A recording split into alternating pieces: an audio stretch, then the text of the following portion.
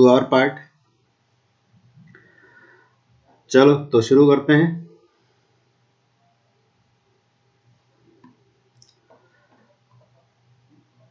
तो अभी तक हम लोग जो पढ़ रहे थे वो था ट्रांसलेशनल मोशन, यानी कि बॉडीज एक लाइन पर चलते थे। अब वो एक डायमेंशन भी हो सकता है, दो डायमेंशन भी हो सकते हैं। दो डायमेंशन में जब बॉडी चलते हैं तो वो हो जाता है टू डायमेंशनल मोशन या मोशन इन ए प्लेन।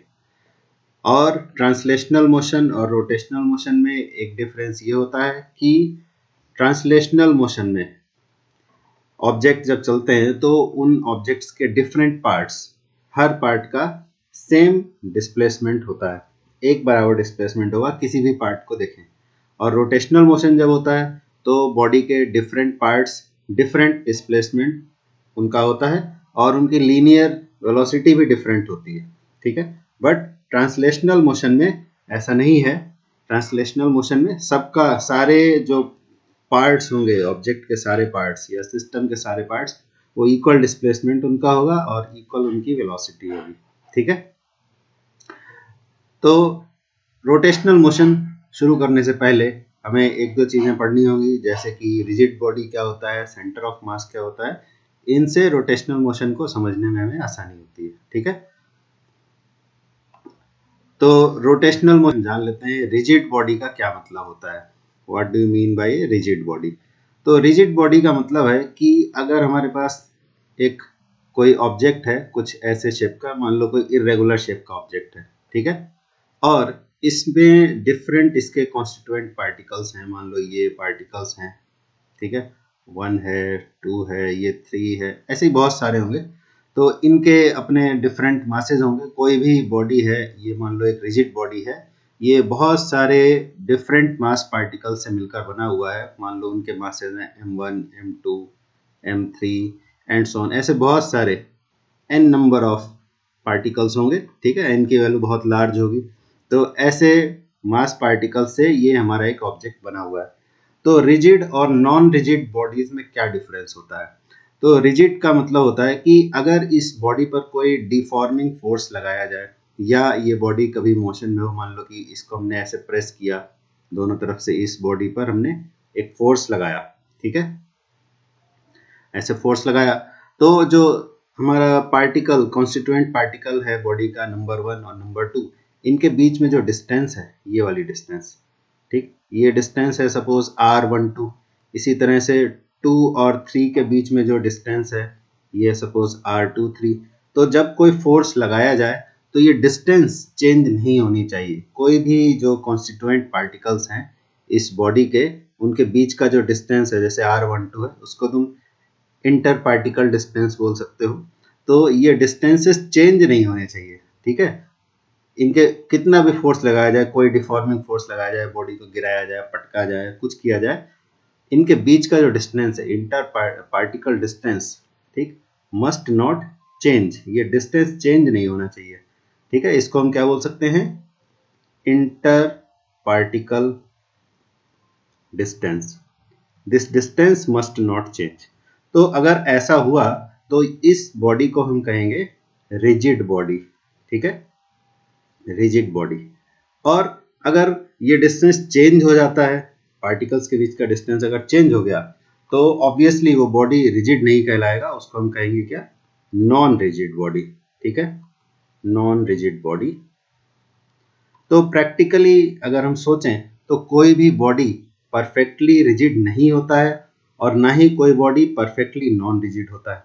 यानी कि बॉडीज के बीच में अगर फोर्स लगाएंगे किसी बॉडी पर, तो उनके पार्टिकल्स, जो हमारे डेली लाइफ में जिन बॉडीज को हम देखते हैं प्रैक्टिकल सिचुएशंस में, उनमें अगर हम फोर्स लगाते हैं तो ये जो इंटर पार्टिकल डिस्टेंस है, इसमें कुछ ना कुछ चेंज जरूर होता है। ये डिस्टेंस कांस्टेंट नहीं रहता है, इसमें कोई ना कोई चेंज हो सकता है, भले ही बहुत छोटा हो। जैसे मान लो पत्थर किसी ने लिया या आयरन पीस लिया, तो सोचो कि हम फोर्स अगर लगाएंगे तो कोई चेंज नहीं होगा, तो भले ही हमें अपने ऑब्जर्वेशन से पता ना चले, लेकिन बहुत छोटे, एकदम माइक्रो लेवल पर, नैनो लेवल पर भी चेंजेस हो सकते हैं। तो प्रैक्टिकली हमें ऐसा लगेगा कि पत्थर जो है वो एक रिजिड बॉडी है, लेकिन वो रिजिड नहीं है, उसमें कुछ ना कुछ चेंज पॉसिबल है, इंटर पार्टिकल डिस्टेंस चेंज हो सकता है। तो ऐसे बॉडीज यानी कि जो परफेक्टली रिजिड बॉडीज हैं वो सिर्फ थ्योरी में ही होते हैं, प्रैक्टिकली ऐसा नहीं होता है, कुछ ना कुछ चेंज यहाँ पर पॉसिबल है। तो nobody is perfectly rigid, ठीक है, ये हमेशा याद रखना, कोई भी बॉडी परफेक्टली रिजिड नहीं है। अच्छा, अब आगे बढ़ते हैं और देखते हैं कि हमारा जो रोटेशनल मोशन है वो क्या होता है। बहुत इंपॉर्टेंट बात है रोटेशनल मोशन को समझना, तो इसको समझ लोगे तो तुम्हारा आगे का काम भी आसान रहेगा। तो ये सपोज हमारे पास में रोटेशनल मोशन के दो एग्जांपल्स हैं, ठीक है, ये दो एग्जांपल्स की हेल्प से हम समझ सकते हैं कि रोटेशनल मोशन क्या होता है। जैसे ये फैन है, ठीक है, फैन फैन जैसे हमारे छत पे लगा हुआ है, सीलिंग फैन, और ये क्या है, इसको बोलते हैं पॉटर्स व्हील, यानी कुम्हार लोग जिस पर अपने मिट्टी के बर्तन बनाते हैं इसको बोलते हैं पॉटर्स व्हील। तो इसमें देखो कि अगर फैन का जो रॉड है वहां से अगर हम एक इमेजिनरी स्ट्रेट लाइन बनाए, फैन में तो स्ट्रेट लाइन नहीं बना सकते, बट ऐसे इमेजिन करो कि ये एक स्ट्रेट लाइन है, जो डॉटेड लाइन यहाँ दिखाई दे रही है, ठीक है। तो इसमें क्या होता है, फैन के जो ब्लेड्स हैं, फैन के ब्लेड्स को अगर तुम देखो, तुम्हारे रूम में छत पे लगा होगा, तो यहाँ पर जैसे स्क्रूज लगे हुए हैं, ये ब्लेड्स में स्क्रूज लगे रहते हैं, सारे ब्लेड्स में ऐसे 3 स्क्रू लगे हुए हैं या 2, कुछ ना कुछ स्क्रूज यहाँ पर लगे होंगे, ठीक है। और या ब्लेड्स के, फैन ब्लेड्स के इन किनारों पर कोई ऑब्जेक्ट मान लो लगा है, कभी कभी होता है ना कूड़ा करकट कुछ चिपक जाता है, कुछ कीड़े उड़े चिपक जाते हैं। तो जब रोटेशनल मोशन होता है तो क्या होगा कि ये जो पार्टिकल्स हैं फैन के ब्लेड के सरफेस पर, इनको देखो, ये सारे पार्टिकल, मान लो ये नंबर 1 है, ये 2 है, ये 3 है, तो अगर 1 वाले को देखो तो क्या होगा कि ये 1 वाला पार्टिकल ये ऐसे एक सर्कुलर पाथ में चलेगा, ये जो 2 वाला है ये अपने एक अलग सर्कुलर पाथ में चलेगा, ये जो 3 वाला पार्टिकल था फैन पे जो एक स्क्रू लगा हुआ था, मान लो 3 नंबर वाला, ये अपने एक सर्कुलर पाथ पे चलेगा। और सारे जो पार्टिकल्स होंगे जो सर्कुलर पाथ पे चल रहे हैं, पार्टिकल्स एक्चुअली क्या है, फैन के कॉन्स्टिट्यूएंट पार्टिकल्स हैं जिनसे मिलकर के फैन बना हुआ है, तो वो सभी एक सर्कुलर पाथ पे चल रहे हैं, लेकिन सबका जो सर्कुलर पाथ का सेंटर है वो एक ही जगह पे, 1 वाले का भी सर्कुलर पाथ का सेंटर इसी जगह पे है, 2 वाले का भी सर्कुलर पाथ का सेंटर इसी जगह पे है, लेकिन सबके जो रेडियस हैं, 1 वाले के लिए रेडियस है सर्कुलर पाथ का R1, सेकेंड वाले के लिए R2, थर्ड वाले के लिए रेडियस ऑफ सर्कुलर पाथ है R3। तो हर कॉन्स्टिट्यूएंट पार्टिकल जो फैन का है वो अपने अपने सर्कुलर पाथ पे चल रहा है। ये मान लो यहाँ 4 नंबर था, ये अपने एक सर्कुलर पाथ पर चल रहा है, ठीक है। तो सारे कॉन्स्टिट्यूएंट पार्टिकल्स अपने अपने सर्कुलर पाथ पे चल रहे हैं, उनके रेडियस ऑफ सर्कुलर पाथ अलग अलग है, लेकिन एक चीज कॉमन है कि सबका सेंटर एक ही लाइन पर है, ठीक है, एक ही पॉइंट पे हो जरूरी नहीं है। इस फैन वाले केस में तुम्हें लग सकता है कि फैन के ब्लेड्स के जो कॉन्स्टिट्यूएंट पार्टिकल्स हैं सबका सर्कुलर पाथ का सेंटर एक ही जगह पे है, ये फैन के केस में लग सकता है।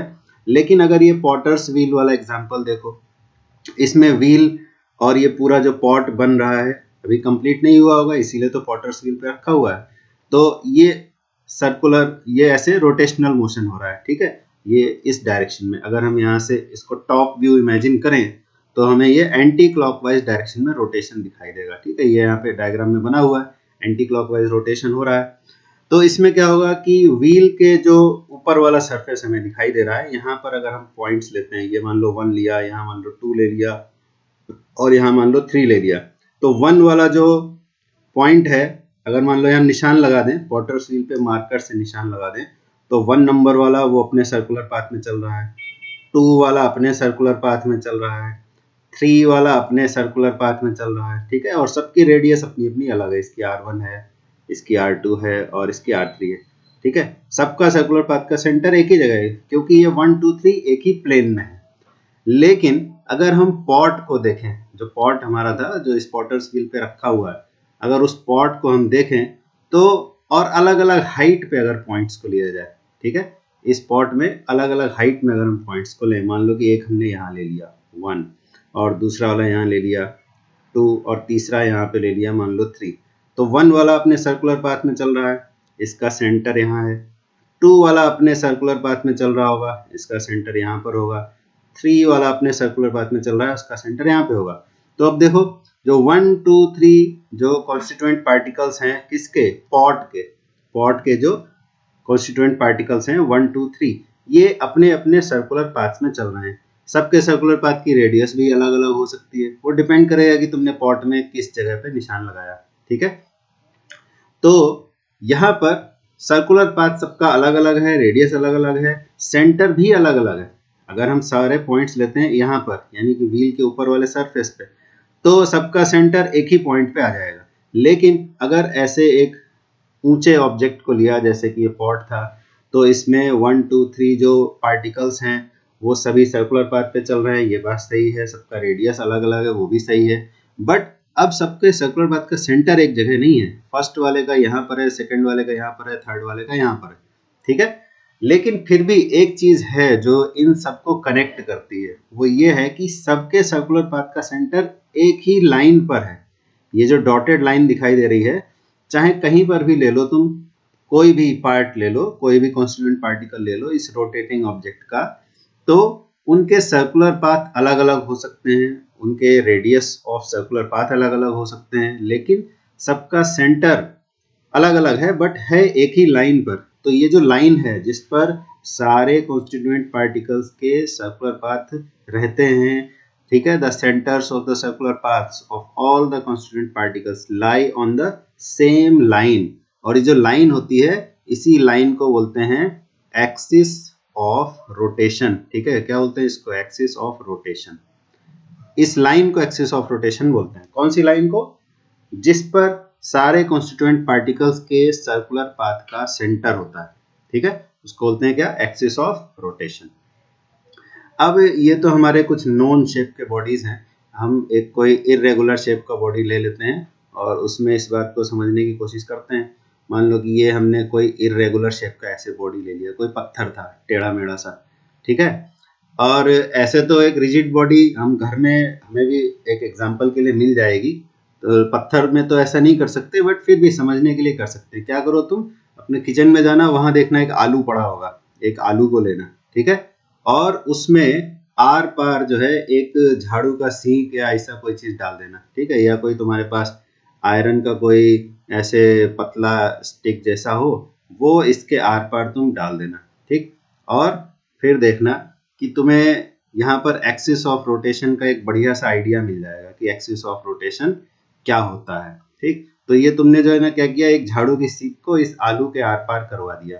ठीक है, और ये झाड़ू की सीख जो है इस आलू के आर पार ऐसे जा रही है। ठीक, इधर से तुमने इंसर्ट किया, ये यहाँ पे आलू में एंटर किया और इधर से बाहर निकला। ठीक है, ये झाड़ू की सीख। अब आलू में देखो बहुत सारे दाग धब्बे होते हैं, उसमें क्या बोलते हैं उसको, आइज भी होते हैं। मान लो कि ये डिफरेंट कॉन्स्टिट्यूएंट पार्टिकल्स हैं इस आलू के, बहुत सारे होंगे, 3 नहीं होंगे, बहुत सारे होंगे। मान लो ये 1 है, ये 2 है, ये 3 है, और ऐसे ही n नंबर ऑफ पार्टिकल्स होंगे। तो हर पार्टिकल, जब हम मान लो आलू को अपने हाथ से मान लो हमने घुमाया, ये हमारा डायरेक्शन ऑफ रोटेशन हो जाएगा। ठीक है, अगर हम टॉप व्यू देखेंगे तो कैसा दिखाई देगा? Anti clockwise. In most of the cases हम एंटी क्लॉकवाइज डायरेक्शन दिखाते हैं, क्योंकि मैथ्स और साइंस में एंटी क्लॉकवाइज डायरेक्शन को पॉजिटिव डायरेक्शन की तरह ट्रीट किया जाता है। ठीक है, ये जस्ट एक कन्वेंशन है, ऐसा कोई रूल नहीं है, बट ऐसा ही करते हैं। तो ये जो कॉन्स्टिट्यूएंट पार्टिकल्स थे हमारे इस आलू के, तो अगर हम इनको ऐसे आलू को रोटेट कराएंगे तो क्या होगा? ये फर्स्ट वाला जो पार्टिकल है ये इसका सर्कुलर पाथ होगा, सेकंड वाला जो पार्टिकल है ये इसका सर्कुलर पाथ होगा। ठीक है, थर्ड वाला जो पार्टिकल है ये अपने सर्कुलर पाथ में चलेगा। तो सबका सेंटर ऑफ सर्कुलर पाथ अलग अलग जगह पे। ठीक है, सबका रेडियस भी अलग अलग है। इसका radius of circular path R1 है, इसका radius of circular path R2 है, इसका radius of circular path R3 है। सबके सेंटर भी अलग अलग जगह हैं। फर्स्ट वाले का यहाँ है, सेकंड वाले का यहाँ है, थर्ड वाले का यहाँ है, लेकिन सारे जो सेंटर्स होंगे, सारे सर्कुलर पाथ के सेंटर, वो उसी झाड़ू की सींक पर होंगे, यानी कि इस लाइन पर होंगे। तो ये जो हमारी लाइन थी, यानी कि जो झाड़ू की सींक हमने घुसाई थी, वही क्या कहलाएगी? वही कहलाएगी एक्सिस ऑफ रोटेशन। ये जो लाइन है जिस पर सारे कॉन्स्टिट्यूएंट पार्टिकल्स के सर्कुलर पाथ के सेंटर होते हैं, वही लाइन क्या कहलाती है? Axis of rotation. ठीक है, समझ में आई बात? तो ये तो रोटेशनल मोशन का मीनिंग हुआ। तो आई होप अभी तक तुम्हें समझ में आ गया होगा रोटेशनल मोशन का मीनिंग क्या होता है। और ये सर्कुलर मोशन से डिफरेंट है। सर्कुलर मोशन में क्या होता है? सर्कुलर मोशन में तो एक ऑब्जेक्ट था, ठीक है, सिंगल ऑब्जेक्ट, एक पॉइंट ऑब्जेक्ट था या एक बॉल था, मान लो ये हमारा ऐसे, यहाँ पर मान लो सर्कुलर पाथ का सेंटर है और ये जो है रेडियस है सर्कुलर पाथ का r, और एक सिंगल ऑब्जेक्ट होता है, ठीक है, सिंगल ऑब्जेक्ट m मास का है, ठीक है, और ये जा रहा है अपना v वेलोसिटी से सर्कुलर पाथ पे चल रहा है, ये इसका रेडियस है, ठीक। तो ये सर्कुलर मोशन में क्या होता है, एक सिंगल ऑब्जेक्ट होता है, उसके जो कॉन्स्टिट्यूएंट पार्टिकल्स हैं उनकी चर्चा हम नहीं करते हैं, ठीक। अगर एक पत्थर है उसको रस्सियां बांध के घुमाया जा रहा है, जैसा कि हमने सर्कुलर मोशन में देखा भी था, ऐसा एग्जांपल कई जगह देखा था कि एक रस्सी में पत्थर को बांधा और फिर उसको घुमाया, तो वहां पर जब हम पत्थर की बात करते हैं तो पत्थर को एक सिंगल ऑब्जेक्ट मानकर करते हैं, उसका जो उसका बॉडी है, उसका डायमेंशन, पत्थर का जो डायमेंशन है वो ये जो रस्सी यूज की जा रही है उसके कंपैरिजन में बहुत छोटा माना जाता है, तो उससे जो हमारा पत्थर क्या है वो पॉइंट ऑब्जेक्ट हो जाता है। तो पॉइंट ऑब्जेक्ट के लिए जब हम ऐसे सर्कुलर पाथ में घुमाएंगे तो ये जो हमारा पत्थर है ये पॉइंट ऑब्जेक्ट हो जाएगा, ठीक है। तो सर्कुलर मोशन में होता है पॉइंट ऑब्जेक्ट, लेकिन जब हम रोटेशनल मोशन की बात करेंगे तो इसमें पत्थर को हम सिंगल पॉइंट ऑब्जेक्ट नहीं मानते हैं, यहाँ जो बहुत सारे जो कॉन्स्टिट्यूएंट पार्टिकल्स हैं, ठीक है, हर पार्टिकल के मोशन को अलग अलग देखते हैं। तो ये डिफरेंस है सर्कुलर मोशन में और रोटेशनल मोशन में, ठीक है। तो फैन जो हमारा है, फैन वो सर्कुलर मोशन नहीं करता है, वो करता है रोटेशनल मोशन। ऐसे ही पॉटर्स व्हील जो है ये हमारा करता है रोटेशनल मोशन, सर्कुलर मोशन नहीं। हाँ, इसका हर एक कॉन्स्टिट्यूएंट पार्टिकल जो होगा वो सर्कुलर मोशन कर रहा है, हम ऐसा बोलेंगे। फैन का केस हो, आलू का केस हो, पॉटर्स व्हील का केस हो, इनके जो डिफरेंट कॉन्स्टिट्यूएंट पार्टिकल्स हैं वो सभी सर्कुलर मोशन पर चल रहे हैं, सर्कुलर मोशन परफॉर्म कर रहे हैं, लेकिन पूरे ऑब्जेक्ट को अगर हम बोलेंगे तो वो सर्कुलर मोशन नहीं है, वो है रोटेशनल मोशन, ठीक। तो यहाँ तक आई होप समझ में आ गई होगी बात। अब एक इम्पॉर्टेंट टॉपिक और है जिसको पढ़ लेते हैं, फिर हम अपना आएंगे रोटेशनल मोशन के एक्चुअल कॉन्सेप्ट्स पर। तो ये दूसरा जो इम्पोर्टेंट टर्म है वो है सेंटर ऑफ मास, ठीक है। सेंटर ऑफ मास क्या होता है इसको समझने की कोशिश करते हैं। तो जैसा कि ट्रांसलेशनल और रोटेशनल मोशन में डिफरेंस समझते समय हमने क्या कहा कि अगर कोई ऑब्जेक्ट है, मान लो ये हमारा कोई फ्लोर था और इस पर एक ऑब्जेक्ट था, ये हमने उसमें भी डिस्कस किया था ट्रांसलेशनल मोशन जब पहली बार पढ़ा था। तो ये हमारा एक बॉक्स टाइप का ऑब्जेक्ट है, मान लो कोई ब्रिक है, कोई ईंट है, और उसको हमें यहाँ से यहाँ लाना है, ठीक है, ए पोजीशन से बी पोजीशन तक लाना है, ठीक, ये डिस्प्लेसमेंट करना है। तो अगर हम इस ब्रिक में कुछ निशान लगा दें, मान लो कि यहाँ पर हमने निशान लगा दिया और एक निशान मान लो कि यहाँ पे लगा दिया, ठीक है, इसका नाम लिख दिया 1, इसका नाम लिख दिया 2। जब ए से बी हम ब्रिक को ले आए, ये ब्रिक की नई पोजीशन है, दूसरी ब्रिक नहीं है, वही सेम ब्रिक, खाली उसकी पोजीशन चेंज की, ए से बी ले आए। तो अगर जो 1 वाला जो हमारा निशान लगा हुआ था ब्रिक पे और जो नई पोजीशन है वो यहाँ पे पहुंच गया, मान लो 1 डैश पे पहुंच गया, और जो सेकंड वाला था वो 2 डैश पर पहुंच गया, तो 1 वाला जो हमारा निशान लगा हुआ था ईंट पर वो 1 डैश पे पहुंच गया, और इसने मान लो इतनी डिस्टेंस चली, सपोज r1 डिस्टेंस इसने चली, r1 इसका डिस्प्लेसमेंट हुआ है, और जो सेकंड वाला 2 से 2 डैश पर आया है उसने मान लो कि चला है r2, उसका डिस्प्लेसमेंट हो गया मान लो r2 सेकंड वाले के लिए, ठीक है। तो कहाँ से कहाँ तक हुआ, यहाँ से शुरू हुआ, यहाँ से शुरू हुआ और यहाँ तक गया। तो ट्रांसलेशनल मोशन में क्या होता है कि ये जो r1 और r2 हैं ये दोनों बराबर रहते हैं, ठीक है, यानी कि ऑब्जेक्ट का हर कॉन्स्टिट्यूएंट पार्टिकल जो है वो इक्वल डिस्प्लेसमेंट करता है, दोनों के लिए इक्वल डिस्प्लेसमेंट होगा, ठीक है, मान लो कि r। तो इसमें क्या फायदा होता है ट्रांसलेशनल मोशन में कि अब तुम किसी भी जगह पर इस ऑब्जेक्ट में किसी भी जगह एक रिप्रेजेंटेटिव पॉइंट ले सकते हो, चाहे इस कोने पे ले लो तो ये कोने वाला यहाँ पहुंच जाएगा, इस कोने पे ले लिया तो ये कोने वाला यहाँ पहुंच जाएगा, सेंटर पे ले लिया तो सेंटर वाला यहाँ पहुंच जाएगा, ठीक है। तो ये जो r डिस्टेंस है वो r1 ले लो, r2 ले लो, कॉर्नर वाला ले लो, सब केस में बराबर होगा अगर ट्रांसलेशनल मोशन है तो। लेकिन अगर कोई ऑब्जेक्ट इस तरह से चले, मान लो यही ईंट ही था बट इसको दूसरे तरह से चलाएगा, मान लो कि यहाँ पर हमारा ईंट रखा हुआ था पहले ए पोजीशन पर, फिर इसको नए पोजीशन पे लेकर आ गए बी पोजीशन पर, ठीक है, ए से बी इसको लेकर आ गए। लेकिन अब ऑब्जेक्ट को जब हमने चलाया, ए से बी डिस्प्लेस किया, तो मान लो कि जो 1 वाला पॉइंट था जो यहाँ पर था, वो अब नई पोजीशन में जब पहुंचा तो 1 वाला यहाँ आ गया। सपोज 1 ये था, अब ये 1 डैश है, 1 की नई पोजीशन ये है। और जो 2 वाला था हमारा, 2 वाला जो पॉइंट हमने लगाया था, मान लो कि पहले यहाँ पर था और अब वो यहाँ पहुंच गया इस जगह पर, ठीक है, ये 2 डैश हो गया। तो अब देखो, अब 1 और 1 डैश के बीच का जो डिस्टेंस है वो ये है, ये मान लो R1, और 2 और 2 डैश के बीच का डिस्टेंस ये है R2। तो अब देखो, अब R1 और R2 दोनों सेम नहीं है, ठीक है। इस केस में क्या हुआ कि R1 और R2 दोनों सेम नहीं है।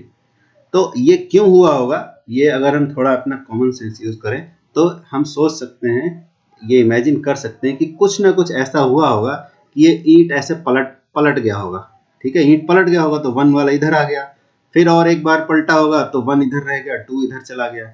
यानी कि मोशन जो है वो ट्रांसलेशनल नहीं हुआ, सीधा ऐसे ए से बी घसीट कर नहीं लाया गया ईंट को, कहीं ना कहीं पर रोटेशन जरूर हुआ है, ठीक है। तो इसका मतलब ये हुआ कि इन, और ये, हाँ, यहाँ पर और एक चीज भी याद रखनी है कि ये रिजिड बॉडी थी, ठीक है। ये सब हम रिजिड बॉडी के लिए डिस्कस कर रहे हैं, वरना कोई बोलेगा हाँ रिजिड बॉडी नहीं था और ये मिट्टी का गोला था, या कच्ची ईंट थी, पकी हुई नहीं थी, सूखी नहीं थी, उसको ऐसे तोड़ मरोड़ दिया इसीलिए 1 वाला 1 डैश पे आ गया, 2 वाला 2 डैश पे आ गया, ऐसा कोई बोल सकता है। लेकिन यहाँ पर हमें क्या याद रखना है, ये सारा डिस्कशन जो हो रहा है वो रिजिड बॉडी के लिए हो रहा है, इसलिए तुमको रिजिड बॉडी पहले बताया गया कि रिजिड बॉडी क्या होता है। तो इंटर पार्टिकल डिस्टेंस चेंज नहीं हुआ, इसीलिए रिजिड बॉडी है। लेकिन फिर भी जब ए से बी नए पोजीशन पर ऑब्जेक्ट आया, ठीक है, तो क्या हुआ, यहां पर 1 से 1 डैश के बीच जो डिस्टेंस था, 2 से 2 डैश के बीच जो डिस्टेंस था, ये दोनों बराबर नहीं आए, ठीक। ये दोनों इक्वल नहीं आने का एक ही रीजन हो सकता है कि ऑब्जेक्ट ने ट्रांसलेशनल मोशन नहीं किया, ठीक। तो अगर, हाँ, और अगर तुम सेंटर की बात करोगे, अगर तुम सिर्फ सेंटर की बात करो तो तुम्हें लगेगा कि हाँ सेंटर पहले इस ईंट का यहाँ था, अभी भी यहाँ पर है।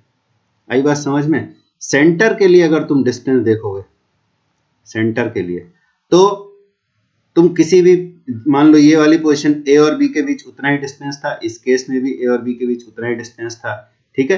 तो भले ही ईंट को तुमने रोटेट कर दिया, बट अगर सेंटर की पहले वाली पोजीशन और नई वाली पोजीशन C1 C2 के बीच अगर देखोगे डिस्टेंस, तो वो उतनी ही होगी जितनी इस केस में होती थी, ठीक है, इस केस में होती थी। यानी कि जब हमने ट्रांसलेशनल मोशन कराया और जब रोटेशनल मोशन कराया, रोटेशनल अभी हम एग्जैक्टली नहीं बोलेंगे, मतलब नॉन ट्रांसलेशनल ऐसा बोल सकते हैं।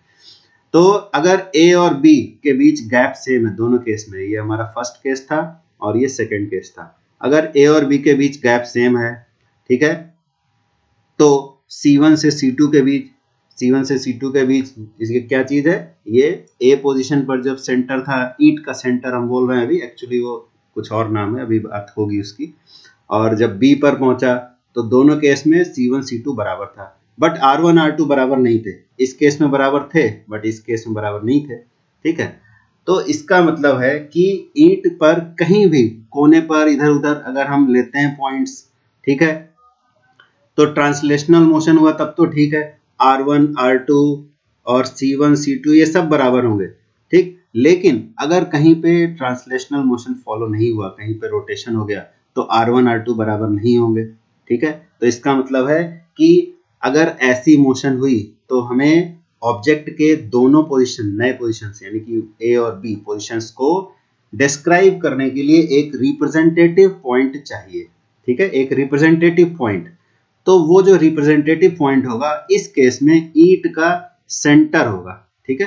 तो इस सेंटर को ही कहते हैं centre of mass, centre of mass. आई बात समझ में?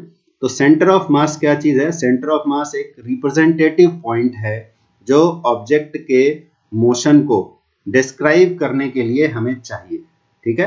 अगर ट्रांसलेशनल मोशन है तो हम किसी भी पॉइंट को लेकर मोशन को डिस्क्राइब कर सकते हैं, लेकिन अगर ट्रांसलेशनल मोशन नहीं है तो हमें किसी भी पॉइंट को लेकर मोशन को डिस्क्राइब नहीं कर सकते, हमें एक रिप्रेजेंटेटिव पॉइंट चाहिए उस बॉडी का या उस सिस्टम का, ठीक, जो उस मोशन को, उस ऑब्जेक्ट के, उस सिस्टम के मोशन को डिस्क्राइब करने के लिए काम आएगा, ठीक है।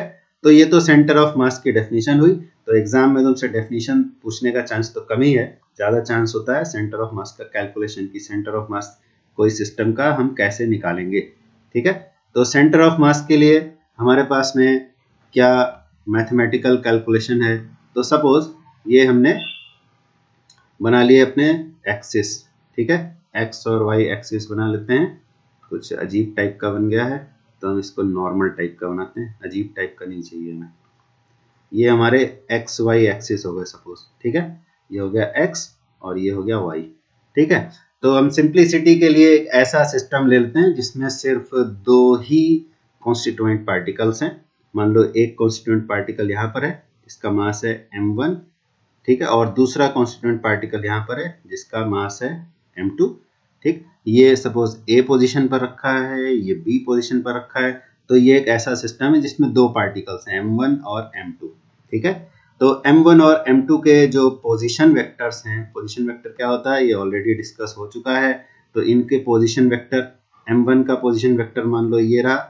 पोजीशन वेक्टर क्या होता है, जो ऑब्जेक्ट के पोजीशन को बताता है विद रिस्पेक्ट टू ओरिजिन।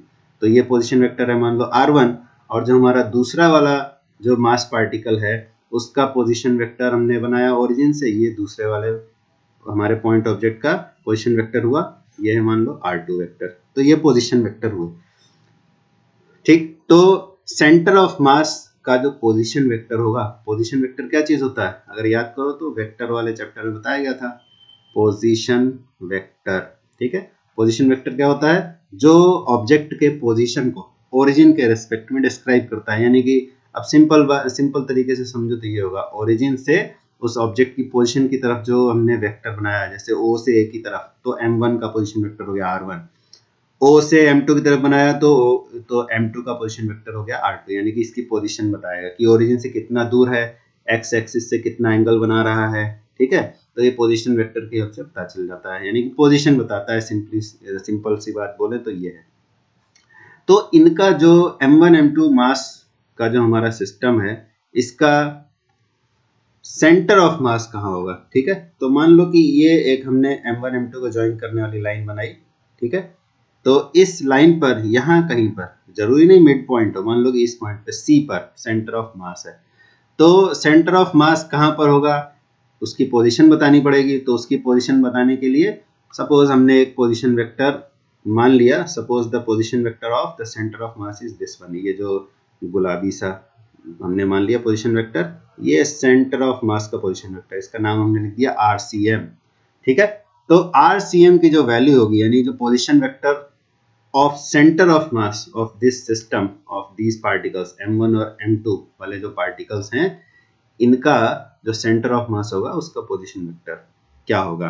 तो position vector of center of mass of particles m1 and m2, m1 और m2 से जो सिस्टम बना है इसका पोजीशन वेक्टर क्या होगा। तो ये फार्मूला है RCM। ये कहाँ से आया, ये हायर क्लासेस में तुमको पढ़ने मिलेगा, फिलहाल के लिए हमें बस फार्मूला यूज करना सीखना है। तो RCM क्या होगा, m1 इंटू उसका position vector plus m2 into m2 का position vector divided by m1 plus m2। ठीक है, ये है, ये हमें याद रखना है फार्मूला सेंटर ऑफ मास के लिए। सेंटर ऑफ मास का पोजीशन वेक्टर इस तरह से निकाला जाएगा। ठीक है, अगर पोजीशन वेक्टर के टर्म्स में नहीं निकालना चाहते हो, अगर निकालना चाहते हो तुम कोऑर्डिनेट्स के टर्म्स में, तो देखो पोजीशन वेक्टर और कोऑर्डिनेट्स में बहुत ज्यादा डिफरेंस नहीं होता है। ठीक है, ये बात क्या, इसका क्या मीनिंग है ये तुम वेक्टर वाले लेक्चर में उसको समझ सकते हो, उसका क्या मीनिंग है। तो मान लो कि हमारे पास पोजीशन वेक्टर नहीं था, हमारे पास था पोजीशन कोऑर्डिनेट्स थे सपोज। तो m1 के पोजीशन कोऑर्डिनेट्स थे मान लो x1 y1, और m2 के पोजीशन कोऑर्डिनेट्स थे मान लो x2 और y2। ठीक है, तो अब जो हमारा सेंटर ऑफ मास होगा उसके पोजीशन कोऑर्डिनेट्स क्या होंगे, मान लो कि सेंटर ऑफ मास का x कोऑर्डिनेट है xcm और इसका y कोऑर्डिनेट है ycm। ठीक, तो xcm और ycm की वैल्यू क्या होगी, ये तो पोजीशन वेक्टर के टर्म्स में हमने निकाला सेंटर ऑफ मास। अगर हमें निकालना हो किसके टर्म्स में, पोजीशन वेक्टर के टर्म्स में। ठीक है, तो क्या लिखेंगे, in terms of position coordinates.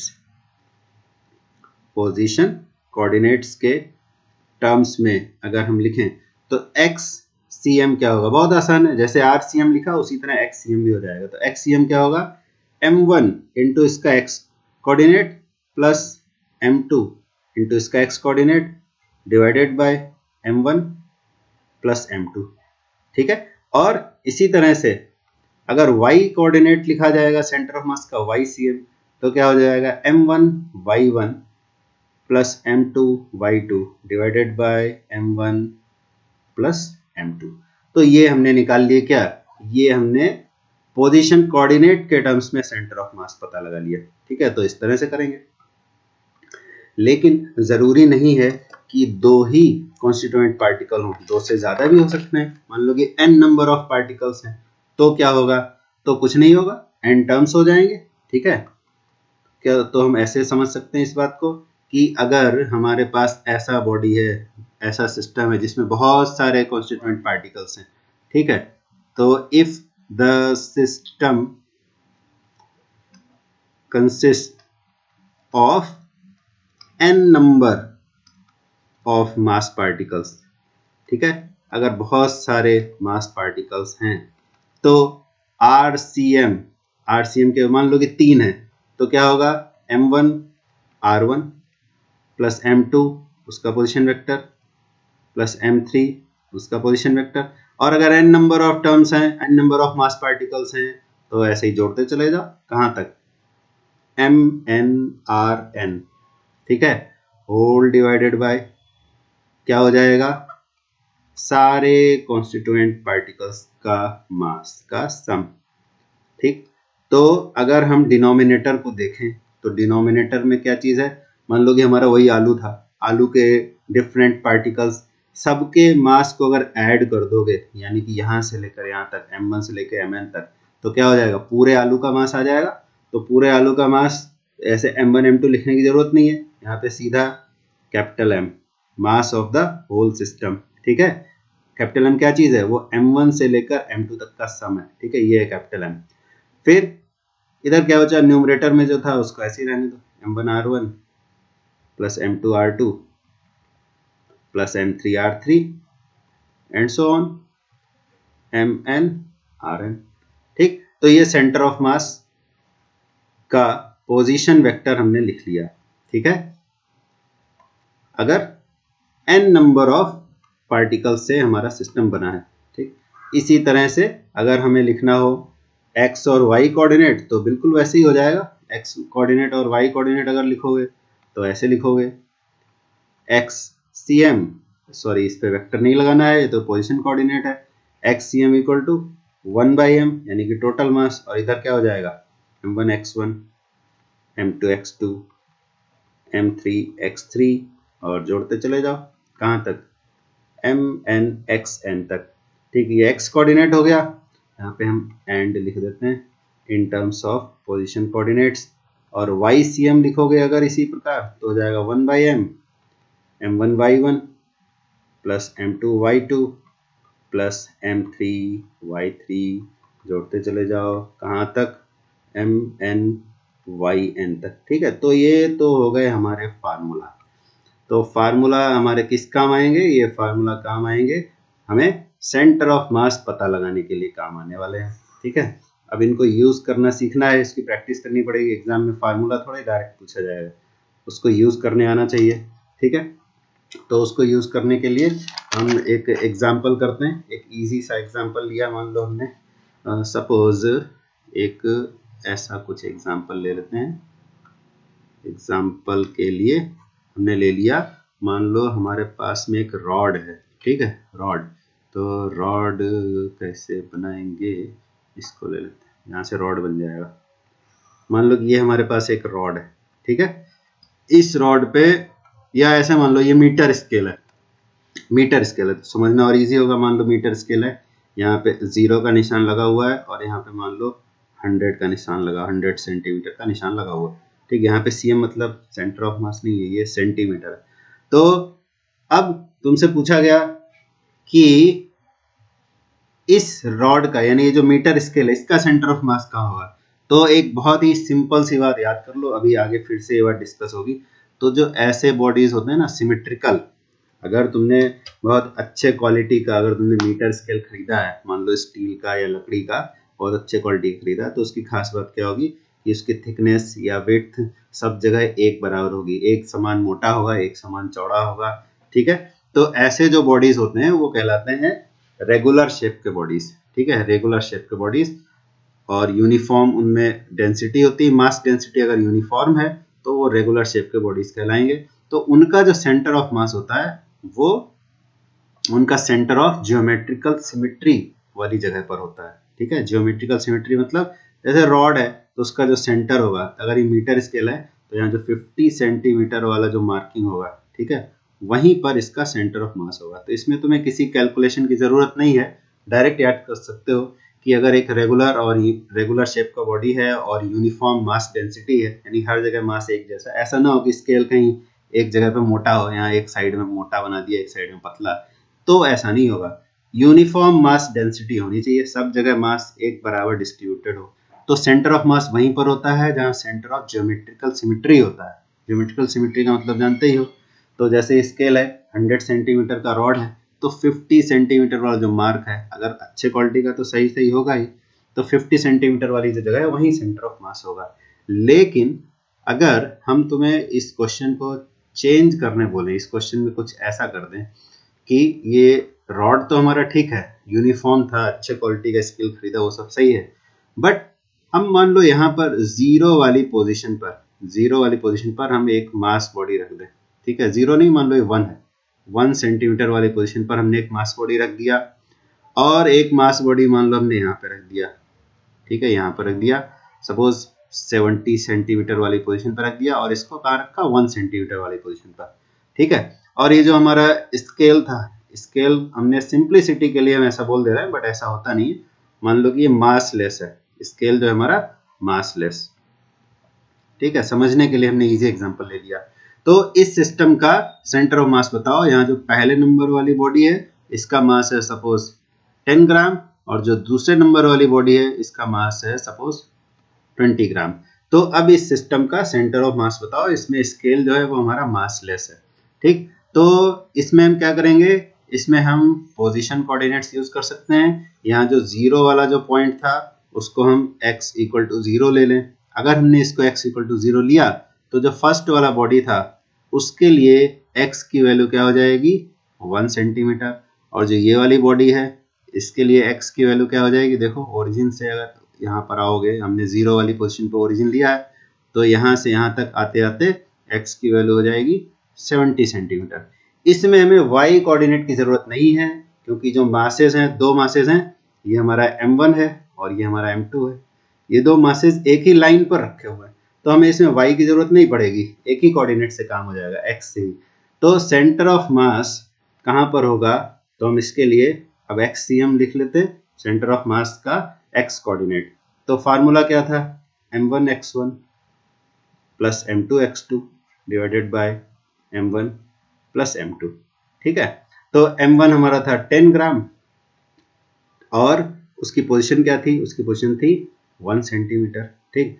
Unit भी लिख लो साथ साथ तो अच्छा रहता है, तो क्या होगा, ग्राम सेंटीमीटर, प्लस इधर क्या था 20 ग्राम, और उसकी पोजीशन क्या थी 70 सेंटीमीटर, तो 20 इंटू 70 ग्राम सेंटीमीटर, ठीक है। अब इसको डिवाइड कर दो, डिवाइड करोगे तो क्या आएगा, 10 ग्राम प्लस 20 ग्राम, तो इधर क्या मिल गया हमें, 10 प्लस 20 इंटू 70 कितना हुआ, जल्दी से मल्टीप्लाई करो, 1400, ठीक है, ग्राम सेंटीमीटर, ठीक। इतना डिटेल में तुम्हें समझा रहे हैं ताकि एक ही बार में अच्छे से समझ आ जाए। 30 ग्राम, ठीक है। तो ग्राम ग्राम यूनिट तो डिवाइड हो गया, इधर बच गया क्या 1, इसको अगर डिवाइड करेंगे तो आ जाएगा हमारे पास 4.7 सेंटीमीटर, सॉरी 47 सेंटीमीटर, फिर से 4.7 ही बोल दिया, तो डिवाइड करने से आ जाएगा हमारे पास कितना, 47 सेंटीमीटर, ठीक। तो इसमें स्केल मासलेस था। अगर स्केल का मास दिया होता, मान लो कि स्केल का मास दे दिया सपोज कितना, 200 ग्राम मान लो दे दिया, ठीक है। सपोज स्केल का मास अगर 200 ग्राम दे दिया, अगर स्केल मासलेस नहीं है, मान लो कि स्केल भी हमारा हो गया 200 ग्राम का, तो क्या करोगे, तो फिर से वही बात है कि सेंटर ऑफ मास का मतलब होता है कि उस सिस्टम का एक रिप्रेजेंटेटिव पॉइंट।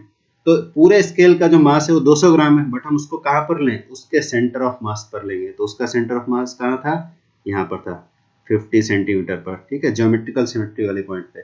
तो स्केल का अगर मास है तो हम क्या करेंगे, 50 वाले पर, ऐसे मास रखा नहीं है बट स्केल का मास हम यहाँ पर कंसीडर कर लेंगे, इस जगह पे एक 200 ग्राम का मास बॉडी रखा है, ऐसा हम अपनी तरफ से कंसीडर कर लेंगे, ठीक है। तो अब हम 2 के लिए नहीं बल्कि 3 ऑब्जेक्ट्स के लिए, 3 कॉन्स्टिट्यूएंट पार्टिकल्स के लिए फार्मूला लगाएंगे। तो क्या हो जाएगा, m1x1 plus m2x2 plus m3x3, ठीक है, divided by whole mass of the system m1 plus m2 plus m3।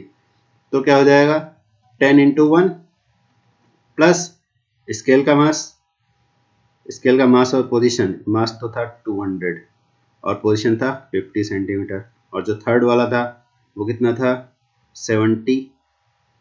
20 था, उसका पोजीशन था 70, ठीक है, ये हो गया। और सबका यूनिट ग्राम सेंटीमीटर है, और इधर मास इज 10 प्लस 200 प्लस 20, ठीक है। तो इसको सॉल्व करेंगे तो आ जाएगा हमारा आंसर 10, और इसको आगे सॉल्व कर लेना, कितना आएगा, वो मास लेस की बजाय अगर मास वाला स्केल हो तो क्या होगा, 230 से डिवाइड कर देंगे, यूनिट सेंटीमीटर। देखो यूनिट पे ध्यान देना, यूनिट क्या आएगा, यूनिट पोजीशन है, ये सेंटर ऑफ मास की पोजीशन।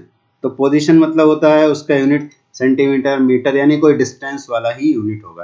तो ये सेंटर ऑफ मास निकालने का तरीका है, और हम तुम्हें एग्जाम्पल बताएंगे जो कि एग्जाम